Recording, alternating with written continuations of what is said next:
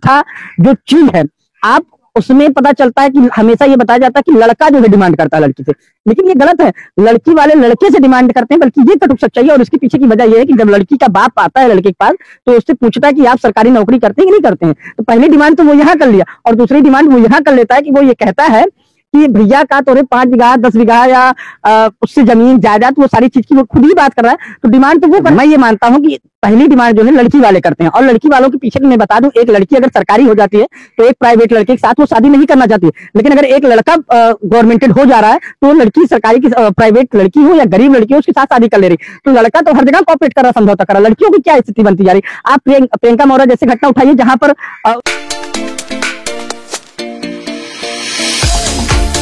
एक बार फिर आपको हाजिर हो गए हैं आपके अपने चैनल सुल्तानपुर आवाज में। आपको बता दें, अभी हाल ही में मेरठ में जिस तरह से घटना हुई है, पूरे देश में लोग उसकी निंदा कर रहे हैं। मेरठ के बाद उत्तराखंड के उधम सिंह नगर में होती है और भी प्रदेशों में होती है। तो हमारे साथ में आप देखेंगे कैमरे में बैठे हुए हैं, जिनका नाम सौरभ मिश्रा है और ये टटका क्लब सामाजिक संस्थान के अध्यक्ष भी हैं। इन्हीं से बात करेंगे जो ये घटनाएं हो रही हैं उसको किस नजरिए से देखते हैं। सबसे पहले सर नमस्कार जी, बहुत बहुत धन्यवाद।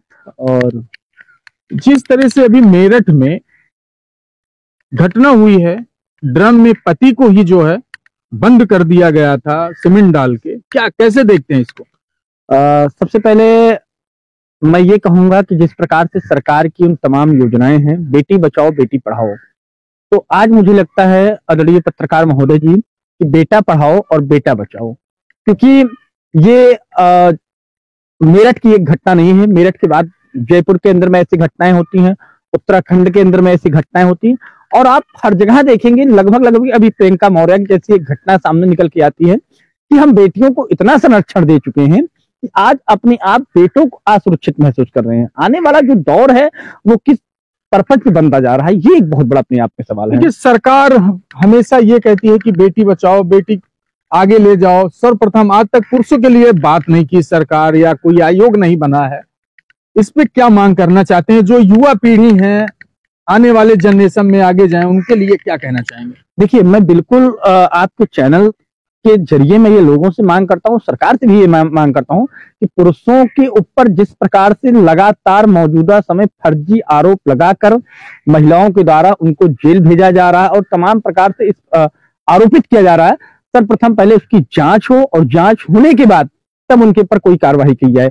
और मैं ये आपके चैनल के जरिए साबित करता हूँ, मैं दावे के साथ बोलता हूँ, किसी भी घटना के अंदर में पुरुष दोषी नहीं होता। उकसाने वाला अगर कोई होता है तो वो औरत होती है, पुरुष बिल्कुल नहीं होता है। देखिए, बहुत सारी चीजें होते हैं, जैसे एक लिव इन रिलेशनशिप में जो लोग रहते हैं उसके बाद वहां पे उनके ऊपर रेप का आरोप लगा के जेल भेज दिया जाता है, क्या कहेंगे?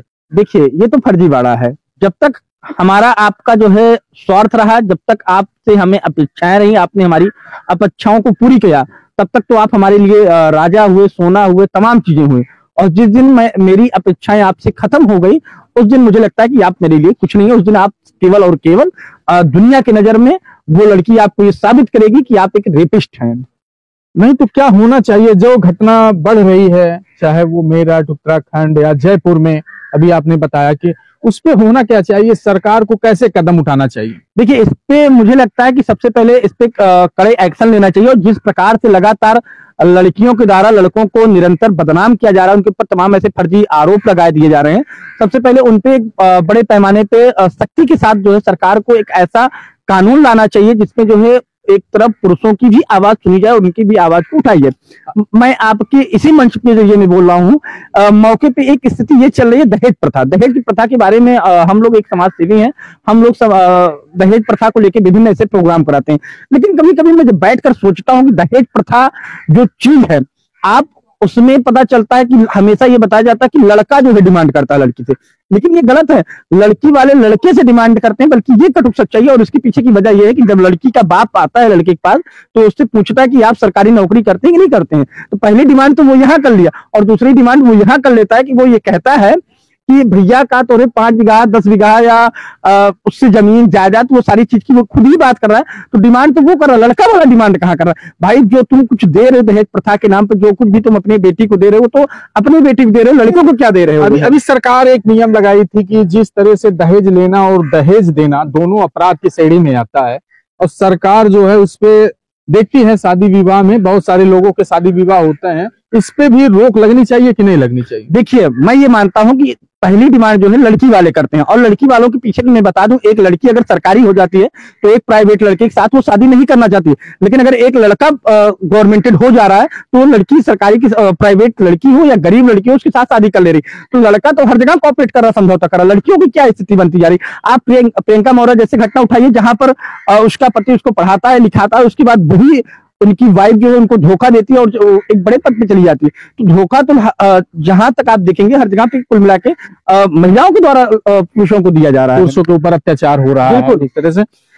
अभी एक प्रश्न हमारे मन में है, ये लव का जो कारण है, जो युवा पीढ़ी है, युवा युवतियां हैं नई पीढ़ी की, वो जो है कहीं मोबाइल कारण नहीं है इसका, या धारावाहिक या जो नेट पे दिखाया जा रहा है, किसको दोषी मानते हैं? देखिए, सबसे पहले मैं ये कहूंगा कि जैसी रंगत वैसी हमारी संगत। पहले नंबर तो हमारी संगत किस प्रकार से, ये बहुत बड़ा हमारे ऊपर इफेक्ट करता है।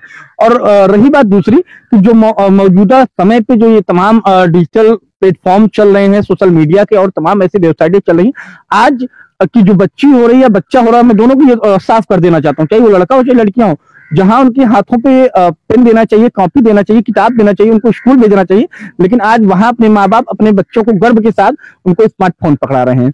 तो जब पहले ही तुम गड्ढे में भेजने का काम कर रहे हो तो उसके बाद आप उनसे अपेक्षा क्या रखते हो?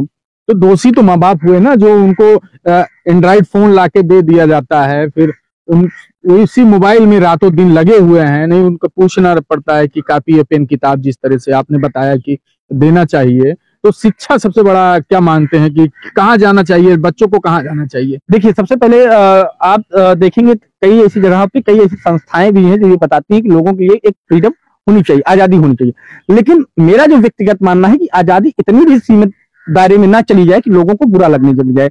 मौजूदा स्थिति में यह है कि आजादी के नाम पर लोग इतनी ज्यादा बदतमीजी कल्चर को अपनाना चालू कर दिए हैं कि जो बड़े हैं, बुजुर्ग हैं, सीनियर हैं, उनकी लोग मान मर्यादा करना भी मौजूदा समय भूल चुके हैं। ये मौजूदा की स्थिति हो चुकी है। और इसमें मैं एक शब्द और आपको जोड़ देना चाहता हूँ कि मौजूदा स्थिति में क्या है कि एक लड़का के साथ एक लड़की का आपसी प्रेम संबंध रहता है, लेकिन कुछ दिन बाद क्या होता है, वही लड़की उस लड़के के साथ कहीं भग जाती है और लड़की की परिवार वाले आके FIR ये करवा देते हैं कि मेरी बेटी को गुमराह करके लेके भाग गए। ये मेरे समझ में नहीं आ रहा, ये कहाँ का कल्चर होगा कि जो लड़की उस लड़की के साथ 6 महीने 7 महीने 8 महीने या साल 2 साल 5 साल रही और उसके बाद वो लड़की बालिग भी है, उसके बाद भी उसको गुमराह फिरा के लेके जा रहे हैं। देखिए, एक बड़ा प्रश्न भी इसी प्रश्न से निकल के आया है। जो माँ बाप 20 साल से 22 साल तक 18 साल के ऊपर जो बालिकाएं भाग रही हैं या नाबालिग बालिकाएं भाग रही हैं, उनको तो ये तक नहीं पता होता है कि जो माँ बाप हमको पाल पोस के इतना बड़ा किए हैं, जब वो उनके नहीं होते तो उस प्रेमी की क्या होगी जिसके साथ वो भाग के जाती है। देखिए, एक कहा गया है कि कहते हैं कि अगर गधी से हुआ प्यार तो परी क्या चीज है, गधी से हुआ प्यार तो परी क्या चीज है। और इसका साफ तौर पर नजारा भी ये निकल के आता है कि जो माँ बाप आपको उस योग्य बना के खड़ा कर दिया है उसको हम दरकिनार कर देते हैं। उसका प्यार, उसका संघर्ष, वो हमको जो पढ़ाई में दिया, जो शिक्षा के लिए हमको खर्चा किया, वो कहाँ से किस प्रकार से एडजस्टमेंट करके वो मुझे मेरे प्रति मुझे आगे बढ़ा रहा है, आज हम उसको दरकिनार करके और एक जो मुझे लगता है 6 महीने 7 महीने 8 महीने या 1 साल से जो लड़का आया वो मेरे लिए माँ बाप से बड़ा इंपॉर्टेंट हम उसको दे रहे हैं। तो जैसा हम कर रहे हैं वैसा ही हम भोग रहे हैं। लेकिन इस पूरे भोगने में क्या है कि आज का जो मौजूदा का पुरुष प्रधान है, जो आज की युवा है, वो कहीं ना कहीं अपने आप में उनको दोषी बनाया जा रहा है। समय देने के लिए बहुत बहुत धन्यवाद। दर्शकों, आपको बता दें कि जिस तरह से भारत में ये कहना है सौरभ मिश्रा कटका क्लब सामाजिक संस्थान के अध्यक्ष का, पुरुषों के ऊपर महिलाओं का अत्याचार बढ़ा है, उसको लेकर आपकी क्या राय है, इस पूरे वीडियो पे कमेंट करके जरूर बताइएगा। कैमरामैन परवेज के साथ मैं अनिल कुमार।